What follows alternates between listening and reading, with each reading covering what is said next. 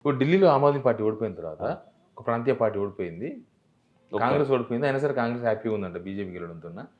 అవి తెలంగాణలో ఎట్లా చూడాలి మనం? రేవంత్ రెడ్డి గారు నిన్న మాట్లాడుతూ కేరళలో మేము ఓడించాం. మాతృభూమిలో మేము ఓడించామని కూడా చెప్పాడు.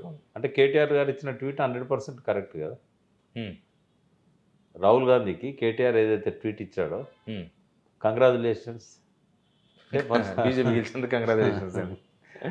అంటే చాలా సీరియస్ అంశం ఒకటి ఉంది ఇప్పుడు మీరు అడిగిన క్వశ్చన్ వెనకాల. ఈ ఇద్దరు కూడా ఒక విషయంలో ఏకాభిప్రాయంతో ఉన్నారు.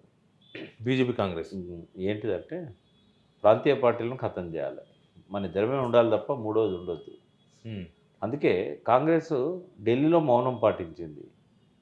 ఈ తెలంగాణ ఎన్నికలల్లో బీజేపీ మౌనం పాటించింది.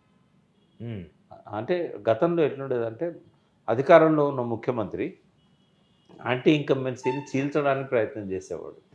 చంద్రబాబు నాయుడు అయినా రాజశేఖర రెడ్డి అయినా ప్రయత్నంలో కొన్ని పార్టీలను కూడా పెట్టించారు వాళ్ళు.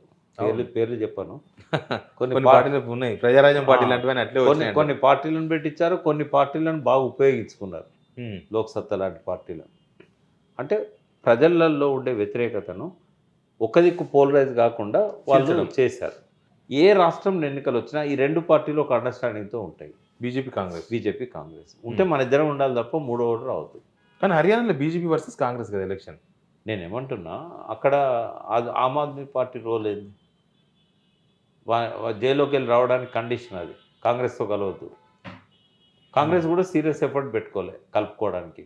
ఒకవేళ నిజంగానే ఢిల్లీలో ఉన్న బీహార్లో హర్యానాలో ఆమ్ ఆద్మీ కాంగ్రెస్ కలిస్తే అధికారంలోకి రాకపోయేదా? ఢిల్లీలో కూడా మీరు అన్నట్టు ఒప్పందమే ఉండొచ్చు, కాంగ్రెస్ కలవద్దు లేకపోతే కాంగ్రెస్ కలుపుకోవద్దు, రెండు ఉంటాయి. ఒకటేమో ప్రాంతీయ పార్టీలను ఖతం చేసే క్రమంలో కేసులు పెట్టి ఇటువంటి కండిషన్లు పెట్టడం అనేది ఒకటి. రెండవది కాంగ్రెస్కు బీజేపీకి ఉన్న ఇంటర్నల్ అండర్స్టాండింగ్, ప్రాంతీయ పార్టీలు ఉండొద్దు.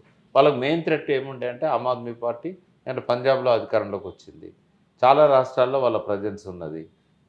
ఒకటి ఆమ్ ఆద్మీ పార్టీ, రెండవది ఈయన ఏంటంటే ఆల్ ఇండియా లెవెల్లో భారత్ రాష్ట్రం తను పెట్టాడు కాబట్టి మహారాష్ట్రలో చాలా డిస్టర్బ్ చేశాడు బీజేపీని. కాబట్టి ఈ ఇద్దరిని టార్గెట్ చేసి ఇది చేశారు.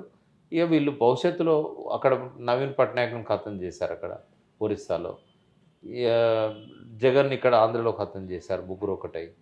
ఏది ఎట్లున్నా కూడా రాబోయే రోజుల్లో ఈ రెండు జాతీయ పార్టీలకు అగెనెస్ట్గా అన్ని పార్టీలు కలిస్తేనే ప్రాంతీయ పార్టీలు మనుగడలో ఉంటాయి తప్ప ఇట్లా ఎవరికి వాళ్ళం మేము విడిగా కొట్లాడతామంటే ఈ రెండు పార్టీల ముందు ఇవి నిలబడలేవు.